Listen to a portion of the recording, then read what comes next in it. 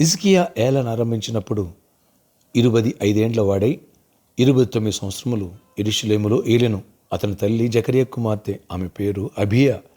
అతడు తన పితరుడగు దావీదు చర్య అంతటి ప్రకారము యెహోవా దృష్టికి యథార్థముగా ప్రవర్తించెను. అతడు తన ఏలుబడి యందు మొదటి సంవత్సరము మొదటి నెలన యెహోవా మందిరపు తలుపులు తెరిచి వాటిని బాగు చేయించెను. 2 దినవృత్తాంతములు 29 మొదటి 3 వచనాలు. Praise Jesus. ఈరోజు అక్టోబర్ 2 వెడ్నెస్డే. Good morning. పరలోకనిచ్చిన సంఘ బిడ్డలకు, ఆత్మీయులకు, దైవజనులకు, ఇతర రాష్ట్రాలు, ఇతర దేశాల్లో మన ప్రియులందరికీ కృపయు క్షేమము ఆశీర్వాదం సమృద్ధి కలుగునుగాక. ఆమేన్. ఫ్రెండ్స్, ఇక్కడ మనం చూసినట్లయితే హిజ్కియాకి 25 years old. ఆ వయసులో యవన ప్రాయం. తండ్రి అయిన అహాజు రాజుల కుటుంబం అని మరింతగా దేవునికి వ్యతిరేకంగా జీవించాడు. మరి ఇతను కూడా అలా వ్యతిరేకంగా జీవించవచ్చు కదా, యవనేచ్ఛలతో పరులు తీయచ్చు కదా. ఎంతోమంది యవనస్తులు లోకం, పాపం, అమ్మాయిలు, సిగరెట్లు, డ్రగ్స్ ఇలాంటి వాటికి ఫ్రెండ్స్ రకరకాలుగా అలవాట్లు పడి సహజీవనం అని ఇలాంటి పిచ్చిలో ఉంటున్నారు. కానీ హిజ్కియా అయితే అలా లేడు. తండ్రి భయభక్తులకు వెళ్ళిన వాడు కాడు. మా తండ్రి వల్లనే పాడైపోయానండి, మా తల్లి వల్లనే పాడైపోయానండి అంటానికి తండ్రి భయభక్తులకు వెళ్ళినవాడు కాడు.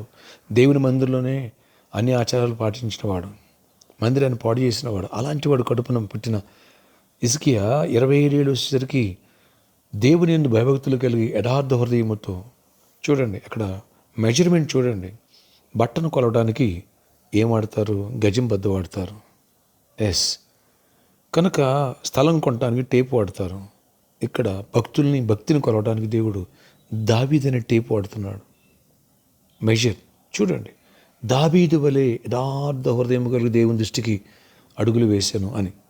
ఫ్రెండ్స్, నా హృదయం దేవుడు ఇప్పుడు పరిశీలన చేస్తాడు. ఈ యవనుడు దావీదు వలె అడుగులు వేస్తాడు అనే సంగతి ఎప్పుడు దేవుడు చూశాడో హిజ్కియాని బహుగా ఆశీర్వదించాడు దేవుడు. ఎందుకని హిజ్కియా తన తండ్రి మందిరం పాడు చేస్తే ఆ మందిరం ఆయన బాగు చేశాడు.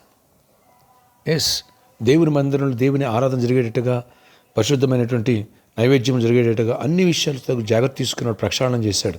కాబట్టి ప్రతి ఒక్క వ్యక్తి అవగాహన చేసుకోవాలా, పాడైపోయిన దేవుని మందిరాన్ని, నా హృదయాన్ని దేవునికి ఇస్తే దేవుడు బాగు చేస్తాడు. అక్కడి నుంచి దేవునికి ఇష్టంగా ఉండాలి తప్ప దేవునికి అయిష్టమైన వాటిని మన హృదయాలు ప్రతిష్ఠించకూడదు. లోకానికి, పాపానికి చోటు ఇవ్వకూడదు. ఫ్రెండ్స్, ఒక్కసారి అవగాహన చేసుకో, నీ హృదయం ఎలా ఉంటుంది? దావీదు వలె దేవుడు అంటే పడి చచ్చిపోయే మనసు, దేవుని మహింపరచాలా, దేవుని ఆరాధించాలా. నీ హృదయం దేవుని ఆలయము. ఇందులో దేవునికి ఇంపార్టెన్స్ ఉందా, లోకానికి ఇంపార్టెన్స్ ఉందా? ఒక్కసారి ఆలోచించు. దేవుని పని ఏమైనా చేస్తున్నావా?